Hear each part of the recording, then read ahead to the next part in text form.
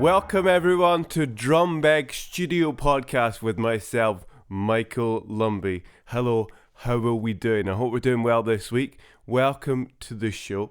Today we're going to be chatting to Serbian-based actress Ivana Rakic.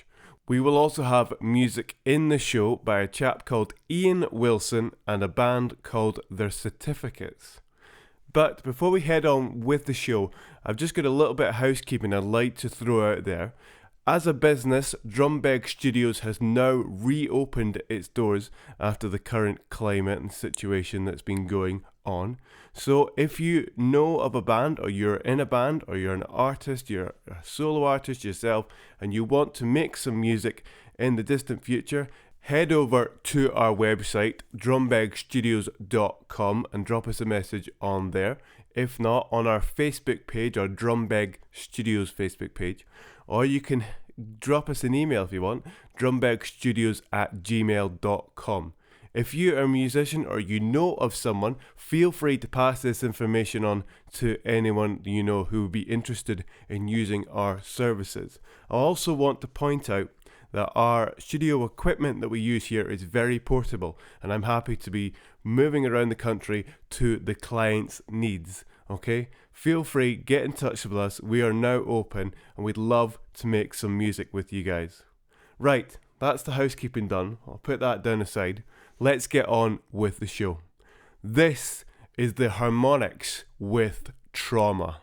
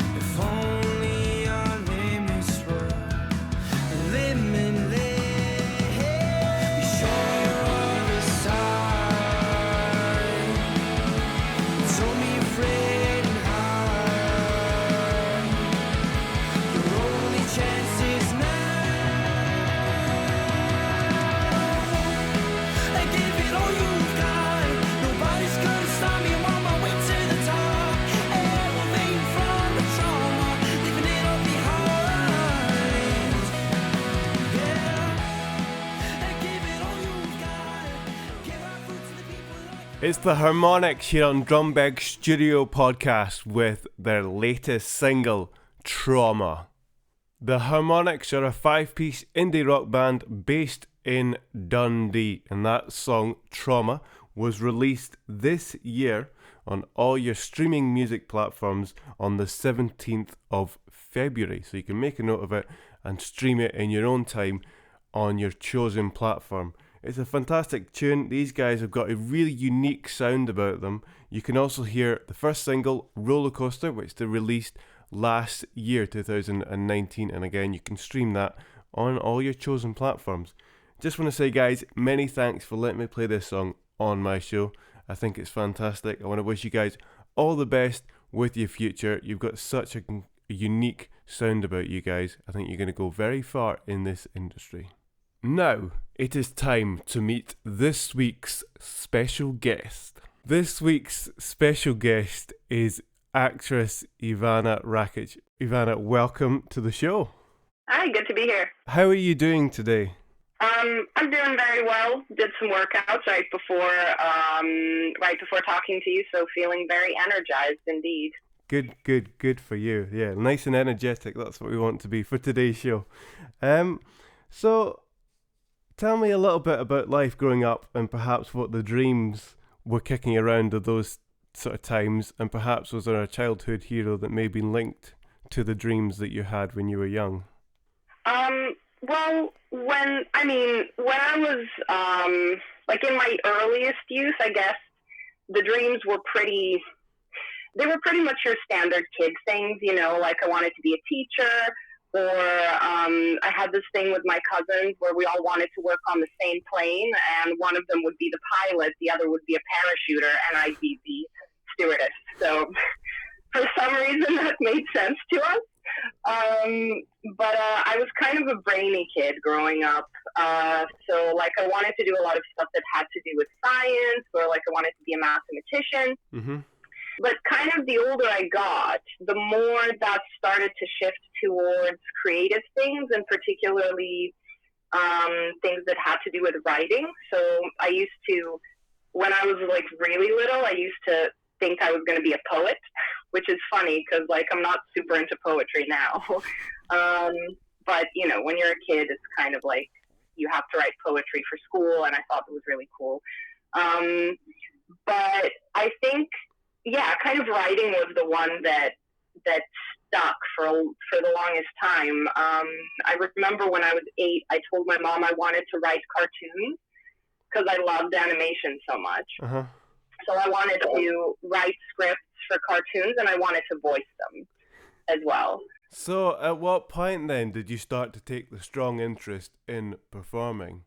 Well, I always had an interest, but I was a bit too shy when I was quite young. Okay. I started to kind of dabble in drama and school drama clubs and things when I was probably about 13, and but at the time I think at my school drama club I was like the costume person because I had lots of props and costumes because I'm a hoarder, so I just saved things because I thought they were fun. Uh-huh. Because I thought they could be part of a costume or something. And so because I had all the stuff, then I became the costume department. Uh-huh. For my school's drama club. After that, I think the next time was in high school. I auditioned for a play. I didn't get into it. It's like flopped terribly, and then I kind of gave it up for a while. And when I was 19, I was starting uni. That's when I actually started to get more of an interest, because through a friend of mine, I started to get really interested in musicals. Mm-hmm. So at 19, I started taking singing lessons. Okay. With kind of like a friend of my mother's who was also an opera singer. So I took lessons with her for a while, joined a choir, and then a couple years later, so I'm going to preface this just by saying that in Serbia at the time, like that would have been 2010, mm-hmm. musicals weren't really much of a thing. Right. You'd have like some performances in the capital, but nowhere else. Okay. So this small amateur troupe decided to put on an amateur production of Dracula, the musical, and they were auditioning people for parts. So I got into the ensemble of that. Okay. And it was super fun. We had a great time, but it kind of started to spiral from there. So the more I did it, the more of my time performing took up, and it just started to kind of take over my life a little bit.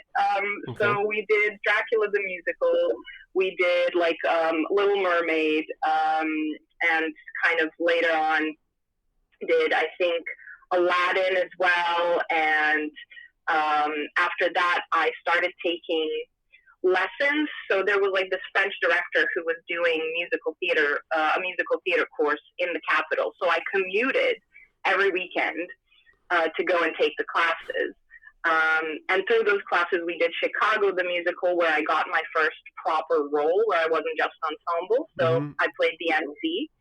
And I also played Mama Morton, which was a riot. And then after that, we also did Sweeney Todd. And in that one, I got to play Adolfo Pirelli, which was also amazingly fun, especially being like a woman playing a male role, and being really ridiculous. I got properly like dragged up, like a drag king. It was great.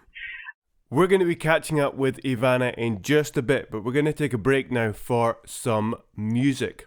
This is Iain Wilson with I Want to Run.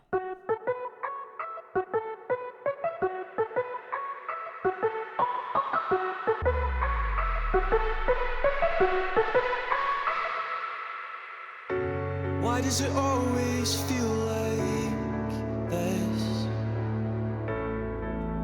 Fading when I can't see you. What if it all turns to green?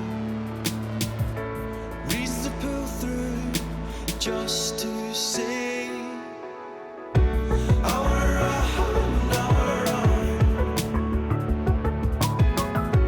I wanna fly, I wanna fly.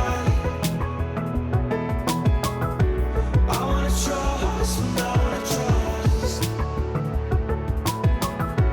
I wanna love, and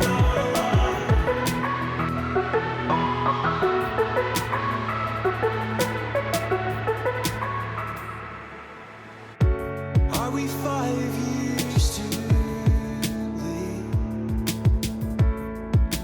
Hating when my head's a mess. Give it all a chance to breathe.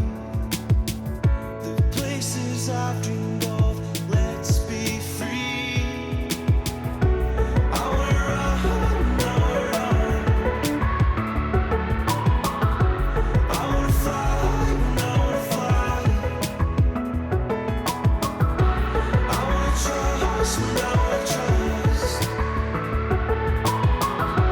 I wanna love, I wanna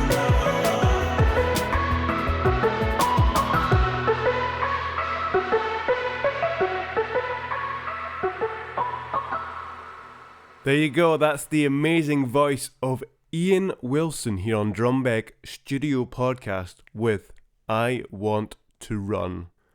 Iain Wilson is a Glasgow-based singer-songwriter massively influenced by the modern pop scene, whilst also taking on and merging the sounds of the 80s and the 70s synths into his music as well. That track, I Want to Run, was released this year on all your streaming platforms of today on the 15th of May. So you can make a note of it and stream it in your own time. I just want to say, Iain, many thanks for letting me play that song on my show. I think it's fantastic. I want to wish you all the best with your future. Hope the song's going down well with your fans. And everybody check out all the socials of all the bands that we're playing out through all these shows to find out the latest news that these guys are going to be pushing out there, as always. Okay, now it's time to head back to our special guest for this week, actress Ivana Rakic. We sort of touched on just briefly at the end there, getting up to the journey that you had and getting up to the musical theatre aspect and performing aspect of your life. Tell me about some of the experiences that you gained throughout your studies of musical theatre. Well, I studied, like I said, I studied at what was then called the American Musical Theatre Academy of London. If anyone's interested, it is now called the International College of Musical Theatre, mainly because they've opened up schools in various other countries as well. So, but yeah, I studied a 2-year musical theatre course there. there was a foundation year and then a kind of like prep for the industry intensive. And my experience with training in musical theater is definitely that it was kind of bittersweet because I went in there, I think, with the wrong. I kind of had myself. I thought I had myself pegged as a performer based on my experiences in Serbia, and then when I came over here. First of all, it's very different because in Serbia, you are basically, you know, the whole big fish in a small pond thing. And then you come to London, which is one of the two biggest, essentially, centers of musical theater in the world. And you realize that your skill set is not only not up to the level that you thought it was, but also, which is fine, you know, when you're starting to train, that's normal. But also that I had it backwards. Because the kind of the training that I got in Serbia was with a director who was primarily a director of theater, like of plays, and he was doing the musical theater course.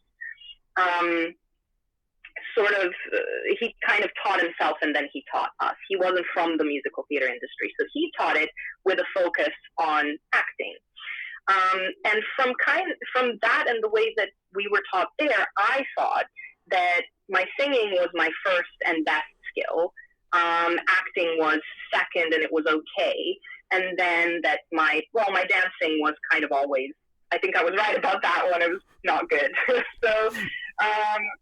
So going in there, I realized that I actually wasn't as good of a singer as I thought.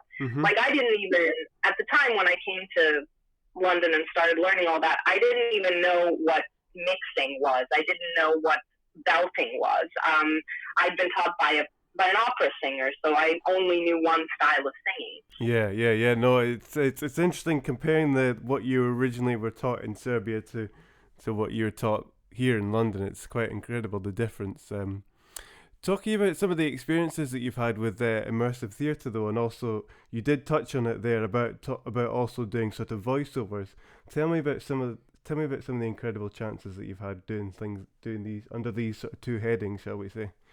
In Serbia, the version of Chicago that we did as a musical was partly immersive because we had people who were sitting like right up against. There was no stage; we were on the same level as the audience, and in the interval, we would go in and talk to people as our characters. And then later on, I also was head of a cabaret group called the Cabarets. Where it was like us 4 girls who did lots of like kind of vaudevillian and cabaret performances and like songs from musicals like Chicago and Burlesque and Cabaret and things like that. We did that for a couple of years, and I was the MC of that group, so I had a lot of audience interaction. So kind of immersive wasn't super new for me, but it was the level at which it was done at Dinosaurs in the Wild was quite intense because the position that I had within the show was that I welcomed people when they came in and I prepped them for their journey. And as such, my role didn't really have a lot of script. I had some basic information about, you know, what the world was and what the show was, but I got to kind of introduce everybody and bring them in. So I had to improvise a lot. And basically I had to learn to lie effectively and quickly and convincingly to children mostly. But it was wonderful because in immersive theater, the great thing is like the audience is such an element of chaos. Yeah. And they will do things and ask you things that you don't expect, even though you think you're ready for everything. And it definitely kind of gets your brain working, and you kind of have to come up with plausible answers and like funny things to make them feel like they're actually part of a real world. And weirdly, this is where, like, because like I said, I was a brainy kid growing up, and I always thought that would be a problem in acting, because you know you don't want to overthink. But at the same time, it kind of worked for me because when you do have a tendency to think about things a lot, you ask a lot of questions, and then you come up with a lot of answers. So when kids would like come up to me and be like, "What's in the barrels?" And I was like, well, the barrels like there were literally just like dividers for space. But I was like, it's fuel for the time machine or whatever, you know. My first idea was that it blended up dinosaurs, it's dinosaur guts, it's like, and I was like, no, I can't tell that to a child. No, you might lose your job if you said something like that. Yeah.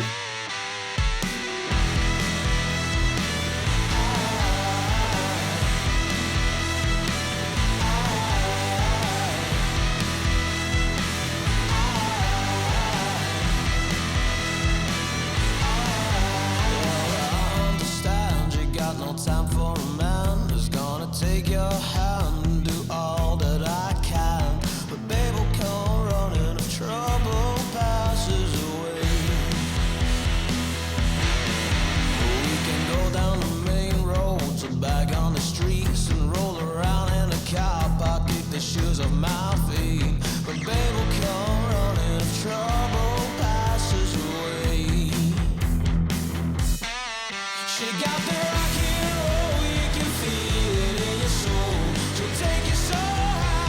touch cloud line, rock and roll when you feel it, oh no. Rock and roll, so get a grip on yourself and fly.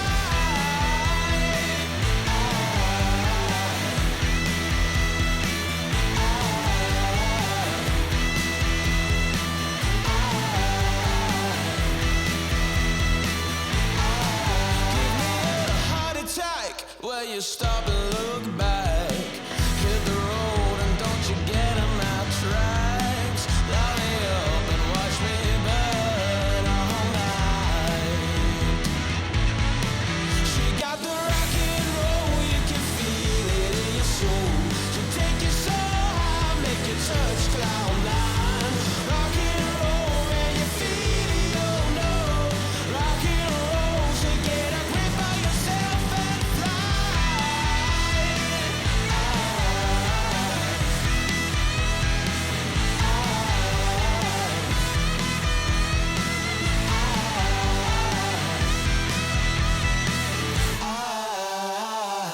It's Certificates here on Drumbeg Studio Podcast with Heart Attack. These guys are a 4-piece rock band based in Coatbridge, and that song, Heart Attack, was released a couple of years ago on all your chosen platforms of today. Their music sounds familiar yet fresh at the same time, managing to carve a niche in today's very busy market. They've obviously got an iconic nod to your likes of Kiss and AC/DC, sort of the hard rock of the days. These guys are very much a no-nonsense rock and roll band, and I can see that especially in that song, Heart Attack. I think these guys are fantastic. I'm loving the music. I was brought up on rock music, so this is music to my ears. Many thanks, guys, for giving us a fantastic song, as always. All the best, guys, with your future. Now it is time to head back to our special guest for this week, Serbian-based actress Ivana Rakic, for the final time today. Well, Ivana, we've almost come to the end of this fantastic conversation, but just before we go, I'd like to touch on, you've been lucky enough to get some stage combat experience and training very recently in your life. Tell me about some of the experiences that you've had through the stage combat. Well, stage combat is still something that's relatively new in my life. I've only been doing it for 2 years, but I do enjoy it a lot. So I've mentioned before that I'm a nerd and I'm a big fan of fantasy and kind of role-playing games and things like that. So a hobby that I have is cosplay. So sometimes I dress up as fantasy characters when I go to Comic-Con. Mm-hmm. And part of cosplay is having weapons. So I got interested, weirdly, in stage combat because I wanted to know how to hold weapons properly. So that started by taking archery lessons for a while because I was dressed up as an archer at one point. Mm-hmm. But then I learned through a friend, actually a Dinosaurs in the Wild, I learned about a stage combat teacher at the International School of Screen Acting in London. He was looking for assistants to help him with his stage combat classes. So it was sort of like a learning and teaching at the same time kind of work experience. So I went over there. I ended up working with him for a year, assisting him with his lessons, kind of assisting in demonstrations. So I had an accelerated rate of study, basically. I was learning but teaching at the same time. And weirdly, like when you have to explain stuff to students and when you do it all day, you do really like learn a lot quicker. So I kind of got up to speed with unarmed combat, knife, rapier and dagger, broadsword. So those were kind of the weapon systems that we did, and we touched on a bunch of other stuff. Did that for a year. It was great. Did a bunch of BASSCs, which is also great, so I've got some qualifications. Yeah. And then when I was working at Secret Cinema, I met Mark Hunter, who was also working there, and kind of through conversation found out that he was actually, and I think you've had him on the show before. We have, yep. So he found out that he not only was had trained at East 15 at Stage Combat, but also that he was starting his own Stage Combat school. And I was like, dude, we have to train together. Please teach me things because I'm nowhere near as good as I want to be. So we ended up kind of training together. I started taking his lessons. So yeah, that's a great little world that I am now part of. And just weirdly, dance training's been helpful with that. Not only like just for coordination and learning steps. So definitely something I took away from musical theater college has actually come in handy with learning about fighting, which has been awesome. So yeah, that's, I think that's about all I've got for Stage Combat for the time being. Yeah. Be continued. Well, exactly. I wish you all the best for the continuation of that, and I'm sure that'll be another string to your bow, shall we say, which will be another skill that you've got. It's been fantastic getting you on the show. Many thanks for coming on. I hope you've enjoyed yourself. Oh, it's been great. No, I really enjoyed chatting. Yeah, I can tell. It's been fantastic. No, many thanks. I've learned so much today. It's been a nice learning lesson for myself, a learning curve. It's been incredible. I want to wish you all the best with your future, with all the experiences and all the chances that you've got to have, and all the experiences that you've got for down the line. So many thanks. All the best. Cheers. See ya. Bye. Bye. Thank you. Well, there you go. As ever, a big thank you to my special guest for this week, actress Ivana Rakic. That was just fantastic getting that chat, Ivana. We could have chatted for days, I think. There was just so much we could have chatted about. It was just incredible. The experiences that you had earlier on in life back in Serbia to how they compare, probably because of the culture, to what they're like now today, based in the UK. Many thanks again, as I said, for coming on the show. It was fantastic chatting to you. I want to wish you all the best for your future, whatever that entails, whatever you've got lined up. Again, many thanks, listeners, for tuning in for this week. If you are a new listener, feel free, do hit that subscribe button, and every time I upload a new video onto my Drumbeg Studios channel, you will find out and you will get notified of it, okay? Again, to the music that we've had this week, from the Harmonix to Iain Wilson and Certificates there at the end. I just want to quickly mention the links that I was talking about at the beginning for my Drumbeg Studios website, plus my Facebook page and my Gmail address. It's all down in the description below of this video, so feel free to get in touch with us and we'd love to make some music with you. Well, that is all we've got time for this week. Again, see you in a couple of weeks' time. All the best. Thank you very much. Cheers. See ya.